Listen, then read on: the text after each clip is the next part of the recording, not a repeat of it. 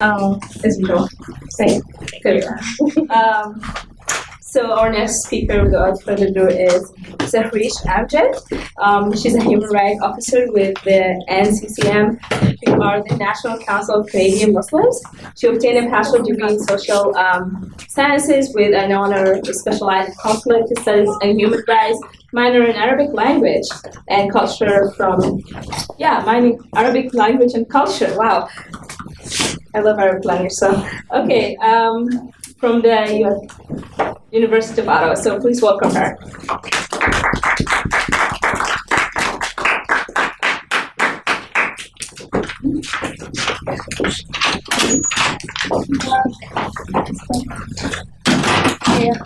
Hello, everyone. Thank you, Sabrine, for that introduction, and Mona for that amazing presentation.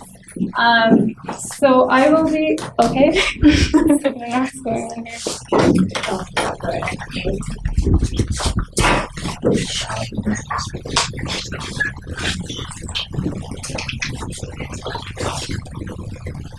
Okay, I'll just kind of introduce myself and my organization while we wait for this. So my name is Zahrish, as Sabrine mentioned, and I work for the National Council of Canadian Muslims. We're a human rights and civil liberties organization based here in Ottawa, but we're a national organization, so we do work, we defend Canadian Muslims' rights, and we provide workshops and education, and we do media relations for Canadian Muslims all across the country. So that's I won't go. If you guys are interested in learning more about our organization, you can go to our website, nccm.ca. So I will continue. Okay, I clearly don't know. Oh, I did this too. It's this one. This one, okay. Yeah. Okay, so I will be, Mona touched on the mental health aspect more so, and I will be speaking more about Islamophobia and how that can impact the mental health. I'll begin with definitions and then some of the misconceptions about Islam, some of the trends that we've been noticing, our organization and generally in Canada related to Islamophobia, and the impacts that has had on Canadian Muslims. So generally, Canada is seen as a multicultural paradise, a mosaic that accepts everyone with all of their differences. And I would quote our Prime Minister Justin Trudeau here when he says that his famous quote saying, "Canada is strong not in spite of our differences, but because of our differences." And that's true to a certain extent, but we can't let that blindfold us to the reality and the challenges that Canadian Muslims are facing. One of those are Islamophobia. And before I give a definition of the term, I would just like you guys to watch this video, which is a nice segue into that, and just sort of look for the common themes that you guys see here. So this is more. Do you think your neighbor is a terrorist? Hey, how you doing? Hey! Allahu Akbar! Allahu Akbar! Allahu Akbar! Does your fear of Muslims get in the way of living a normal life? No! He's coming! Did he call it Uber? Yeah, we'll take the next one. It's fine. All right. Saw the app. I didn't know. He said no. I didn't know. Do you judge people by their outer appearance? Introducing Islamophobia, now an easy and convenient chewing gum. Starts working within 5 minutes to relieve bigotry and intolerance. Call your doctor if your Islamophobia worsens or you have hallucinations that discrimination isn't real. Side effects include fondness, brotherhood, acceptance, loss of bigotry, increase in rationality, and possible denouncement of superiority. Admitting is the first step. Islamophobia worked for me. Ask your doctor if it's right for you. Okay. So there you have it. What was the common theme here in this video? Why did that guy working on his gardening duties run away all of a sudden when he saw a bearded man, the kufi, why did the couple cancel their Uber ride? What were they feeling? Kind of what was it? Fear. Yes, that's exactly it. Terror, actually. Fear, terror, well, all of those feelings, hatred. And so that is what Islamophobia is. It's the fear of Muslims, or what Muslims are perceived to be. And that is manifested in various ways, whether it's the old lady that's giving you a sting eye in the grocery store, or whether it's Donald Trump talking about banning all Muslims from entering the United States. And so Islamophobic acts are directed at Islam or Muslims in general. Anti-Muslim discrimination is directed at a specific individual, institution, or group of individuals.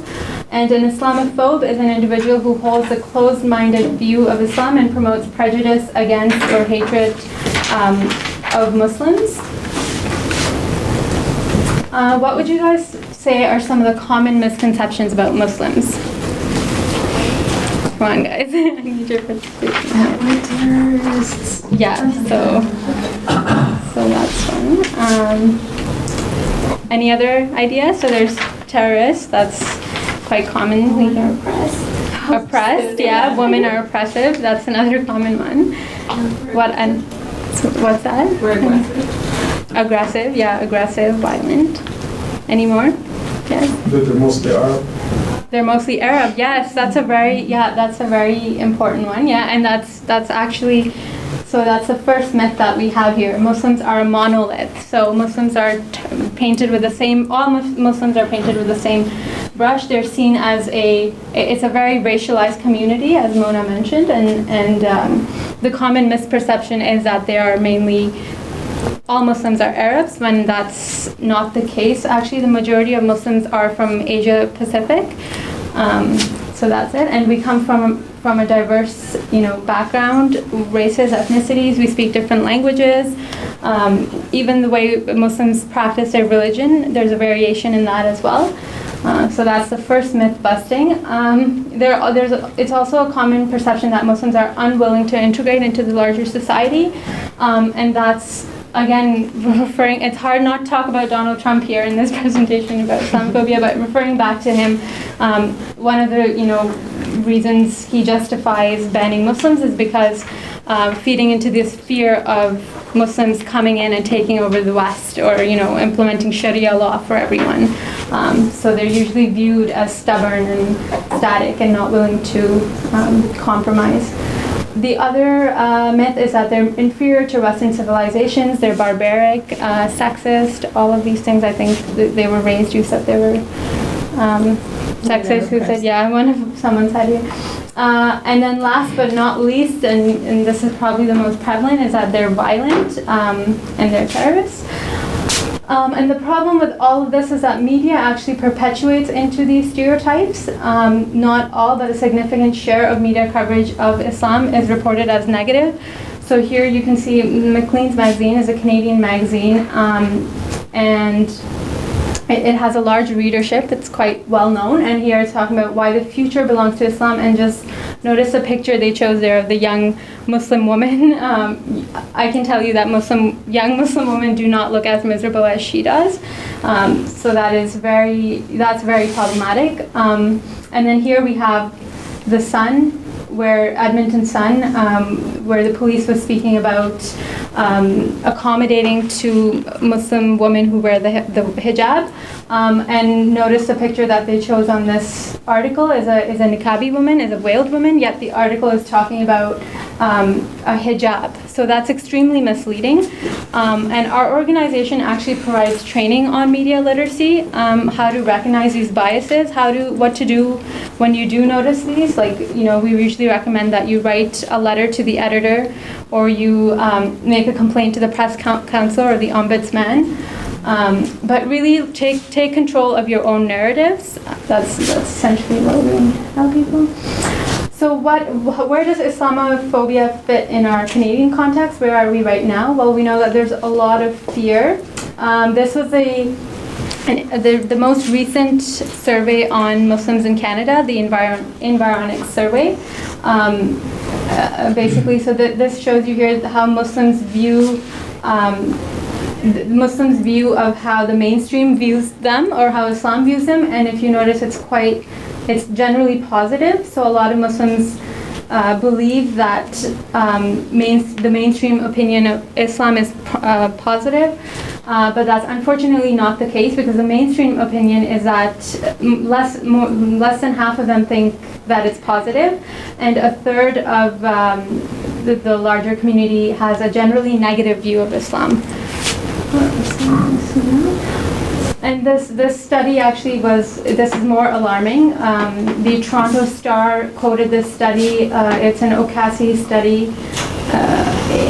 That was in the Toronto Star, and it actually noted that there's an epidemic of Islamophobia in Ontario. Only a third, so 32% of Ontarians have a positive impression of the religion, and more than half, 55%, feel that its mainstream doctrines promote violence. And these sentiments are echoed with Syrian refugees in Ontario, where acceptance often coincides with acceptance of Islam. So this is to say that basically people holding negative perceptions and not accepting Syrian refugees is because of their negative perception of Islam in general. So there's a correlation there between the two. This is what our organization has been noticing. And this is a view of our general human rights cases that we take in. We have a human rights committee that handles complaints that we get related to anti-Muslim discrimination and what have you. So here you'll see 2012 we received about 40, and you can really see the increase. In 2015 we had about 160 reports of human rights violations. And again, this is our hate crimes. Again, you can see a significant increase from 2011 to 2015.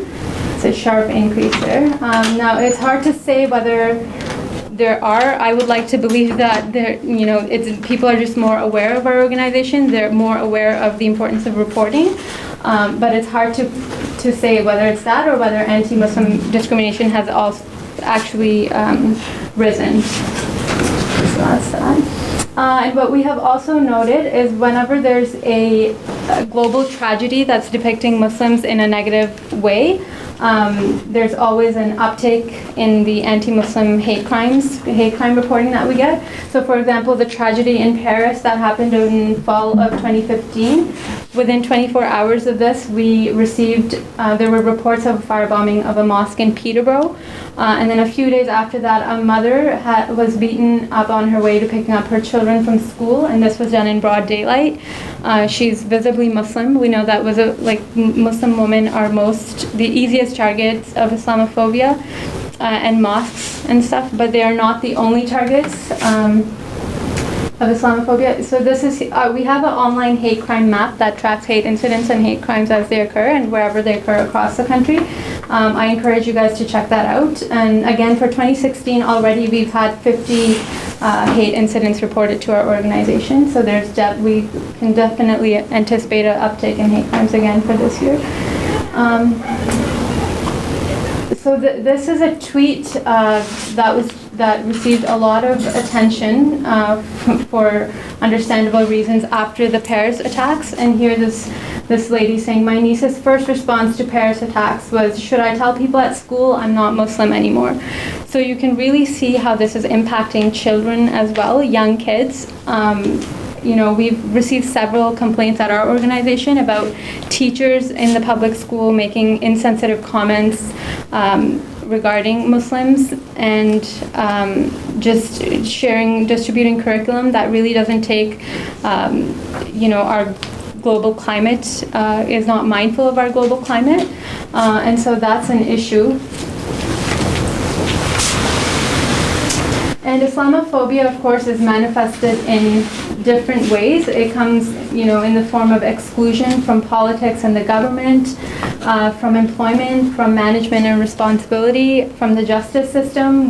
There was a very famous case of a Muslim woman. Her name is Rania Lalul. She was, she wears the hijab, and she went to a small claims court to have her because her son's car was taken away, and so she went to the court to kind of get the car back, and the judge said, "I will not listen to your case because you're wearing the hijab, and that's like you wearing the sunglasses or the hat, and that's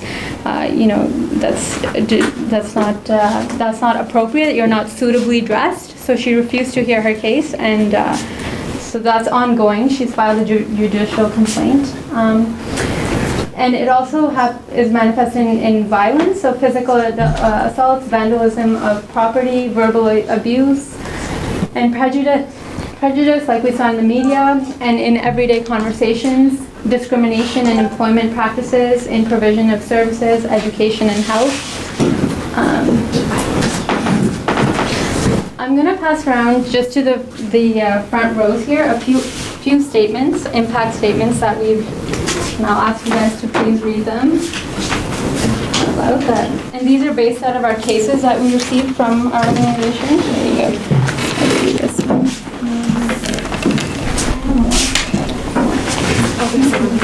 Okay, I just want everyone to sort of, each of you go through and read them out loud, and I want everyone to listen and no, that's it. Okay, sorry, that's it. Okay, so do you want to read the first one you have there? Oh, yeah, Yes. sure. In Manitoba, two 10-year-old girls were asked by their substitute teacher what would happen if she were to pull off their hijab. The girls explained that this would be wrong, as a hijab is like an article of clothing similar to a t-shirt. The teacher proceeded to pull off their hijab. Thank you. Okay, yes. Okay, please. In Edmonton, a Muslim woman was verbally assaulted by a passenger on an LRT. As the woman boarded the LRT, the passenger, along with his friend, started laughing loudly at the woman and stated, "Great, we got a terrorist on the train with us." He continued to state, "Yeah, she's a N-word too." Thank you. In Calgary, a Muslim man was told by his employer that he cannot offer his prayers during working hours, nor can he attend Friday prayers. After pleading his case, the manager called a meeting with another Muslim employee present. The manager conferred with the Muslim colleague on the significance of Friday prayer. The colleague responded, "I'm Muslim and I don't pray." Based on this, the manager made a decision to only allow the individual to attend Friday prayer once a month. In Montreal, a woman was traveling on the metro when another passenger knocked into her bag, shoved her, and attempted to force her hand off the pole. When asked why she did that, she replied, "You veiled woman, what are you doing here? Go back to where you came from." She then proceeded to give her the middle finger. The situation escalated to the point where the woman jumped on her and started hitting her repeatedly in the face and upper body while yelling racial slurs. The woman was bruised with red marks and X. In Toronto, a Muslim man returned to his desk after pausing for a prayer break to find pig bones across his keyboard. His supervisor did not take any steps to rectify the situation. The man was subjected to similar incidents for several months until the man was forced to take sick leave. Thank you. Okay, so how did that make? What's the impact that these statements had on you guys? Anyone? How did Shock. you feel after you? Shock. Yeah, certainly. It's ridiculous, but it's sad that I'm not shocked by this. You're not shocked, yeah. Yeah. Not really, no. It's fine. But it's ridiculous. Any other thoughts, Haneen? So, I wasn't surprised. I even noticed some of the cases that I was like, I knew about when I was working with you guys over the summer. So, hearing even worse, made me angry, to be honest. I felt a little frustrated and angry, but at the same time, it made me understand the importance of the work, advocacy work that we have to do as Muslims. Great, awesome. Thank you. Any other thoughts? Sabrina? I had a similar situation with this one without the hitting part in the Toronto, and no one did nothing, and no one even asked the guy who was like drunk and everything, and he said, I'm a killer and I killed someone, blah blah blah. It happens. It could be happening to everyone who's sitting here, and it's not acknowledged enough. It's not acknowledged. And it's denied. And it's denied. Did you report that incident? No, don't let it go. No, I was just an immigrant. So that's actually very common thing that we hear, and it's actually one of the long-term impacts of Islamophobia. And you said it's, some of you said it's, sorry, what's that? I have 5 minutes left. Oh, I have 5 minutes. Okay, I gotta speed up. So it's very common in our community that hate crimes in general are one of the most underreported of all crimes. Only 1/3 of people who are victim to hate crimes report it. But even those who, this is one of the long-term impacts of Islamophobia. You guys, some of you spoke about I'm not surprised, and you said you didn't report it because you didn't trust that there would be anything done, So that's a common feeling, and that's a big impact. Like, that's fear and anger towards authority figures, and we've heard that a lot in a lot of the people that call us. They call us because they trust us. We're a Muslim organization, and they trust that we're going to help them out. But when we say, this is important, you have to report this to the police, there's a lot of reluctance to do that because. Again, for the same reasons, they don't trust that justice will be served. There's a lack of trust in the authorities. There's fear. There's anger. I actually had a lady who she reported to us, and then when I asked her to report it to the police, and she said, okay, I will report it to police. And when I followed up with her a few days later, I said, did you report it to the police, and how did that go? And she was like, you know what, just delete my entire file off of delete it. I don't want to speak about this. I don't want to hear. And I said, what happened? What's wrong? And she said, I did report it, but the police didn't, nothing came out of it. They didn't take it seriously. And so that's where we work to hold our authorities accountable and say, what are you doing with this? You're not doing your job. You're not taking it seriously. But that really reinforces, it really feeds into, it creates fear and anger towards the authority. I have limited time, so I'm just going to speed it up here. But some of the other ones, social isolation, low self-esteem in people, self-loathing, internalized racism, and it could also lead to destructive behaviors. So this is a quote from the Winnipeg Press that Shahina Siddiqui said. I think it's very pertinent, and she speaks about how Islamophobia can impact Muslim youth. And she says Muslim youth often find themselves forced into defensive positions every time a tragedy happens in the name of Islam. They're expected to prove their loyalty to Canada, a burden that is not placed on other Canadian youth. And they do this by internalizing racism and remaining silent in the face of Islamophobia, a form of self-imposed censorship on free expression on geopolitical issues. This places a serious stress on young minds, and she calls this emotional trauma that young people go through when they have to feel like they have to apologize for any incident that happens that's associating terrorism to Muslims and what have you. And these prejudices lead to discrimination, like we've heard with some of your stories, like the one you shared about the Muslim man whose colleagues would leave pig bones on his desk, and his manager did nothing to address that, and so he felt like he was treated differentially, and it led to discrimination. He had to quit his job because of that. So what's next? What can we all do to address Islamophobia and counter Islamophobia? Is the number one thing I would say is awareness of our biases. We all have biases actually, and we should be very aware of that and ensure that we're not acting on those biases. We should create safe spaces for discussion, like the MSA here in Carleton, I think, and the SMHA is doing an amazing, phenomenal job. I think this is the second event you guys have held around this. So it's really important that we're even having these discussions. Reporting, like I said, it's Muslims specifically, but in general, with any type of hate incident, it's severely underreported. And if it's not being reported, then people are not recognizing this as an issue. It's not, and then it hinders, the ability of policymakers and authorities to think about constructive ways to address these sorts of issues. And then community engagement and education.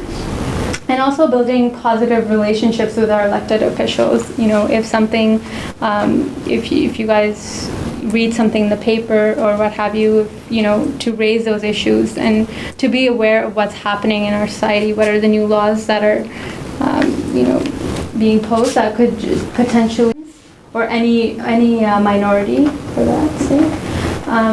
But there's also positive stories that, our religion teaches us to be optimistic, so we should also look to some of the positive things that are happening. This was in Alberta. A local mosque there was vandalized, and so the community got together and sort of just, posted posters saying "Love your neighbor," and they reached out and they helped out. And this was in Ottawa. This is the OC Transpo bus driver, Mr. Alain Charette, and a student from Ottawa U, I think Haley is her name. She boarded the OC Transpo bus, and she had a guy started screaming, calling her terrorist and whatnot. And so he stood up and he said, if you have a problem with her, then you have a problem with me. And he sort of stopped the bus and he asked him to leave the bus, or he would call security or two. So that's a really heroic act that he did, and that we should all do when we see it. When we see these sorts of things happening, to stand up and to raise our voices against these sorts of prejudices. And I'm looking at you and you're like, that's it, you've done it. I just want to let you guys know that if you're interested in this sort of work, like the kind of work that our organization is doing, we have Stronger Together teams. We have local teams in each city that work with their elected officials to sort of create dialogue with these officials. And the 4 key areas we're working on currently is national security, hate crimes, media, and Islamophobia in schools. So if you're interested in joining one of our committees, the Stronger Together team, I would be happy to connect you guys to that. This is one of the initiatives that we took. We had a charter for inclusive communities. So we held 6 press conferences all across Canada in different cities, and kind of got the city councillors and mayors and other authorities to sign on to this charter. And that's it. Thank you for this. I have some sign-up sheets here for our Stronger Together teams if you're interested in our mailing list, and some information about our organization that you guys can find. Also. Thank you. So we'll have like a 10-minute break for folks to go pray and grab food. Eat. Please don't make it Muslim time or Arab time or poet time. Please be here in exactly 10 minutes so we can give time for Q&A. Yeah, so at 7:20 I expect everyone back.